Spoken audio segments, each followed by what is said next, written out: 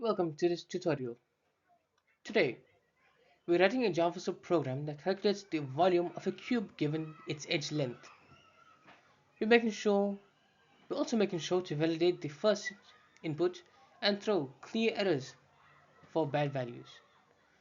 Then, we'll apply the simple cube formula, length cubed. This is a great exercise for beginners learning geometry and error handling in JavaScript. Let's get started. The volume of a cube is calculated by multiplying the edge length by itself 3 times. That is length times length times length, or simply length cubed. We'll make sure the input is a valid number and greater than 0 before we perform this calculation. Let's now take a look at the JavaScript code that does this. We split our program into two functions. The volume cube function does the calculation after calling isNumber to validate the input. The isNumber function checks whether the given value is a number and whether it is positive and finite. If all is good, we return the cube of the length using length exponential 3. Here's the quick breakdown. We pass the input to volume cube, which first validates it using isNumber. If the input is valid, we throw an error. If it is valid, we compute the cube using the exponential operator.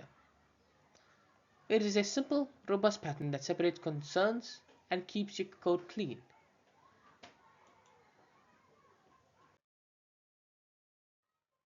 Let's take a look at a few test cases.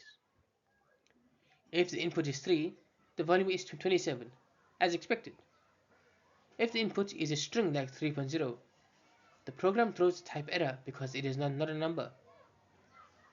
If the input negative values like -3 trigger an error as well, since a cube cannot have a negative length. These validations help us prevent invalid results. Volume calculation is practical in several fields, from designing packaging boxes to writing geometry simulators. These simple formulas play a big role. Even in coding interviews, validating inputs and applying formulas like this is a great skill to showcase. So, we built a clean and practical program that calculates the volume of a cube using JavaScript.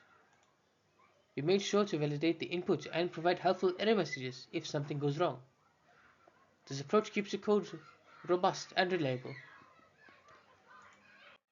Thank you for watching. If you enjoyed this video, please make sure to like, share and subscribe for more JavaScript tutorials. I'll see you in the next one.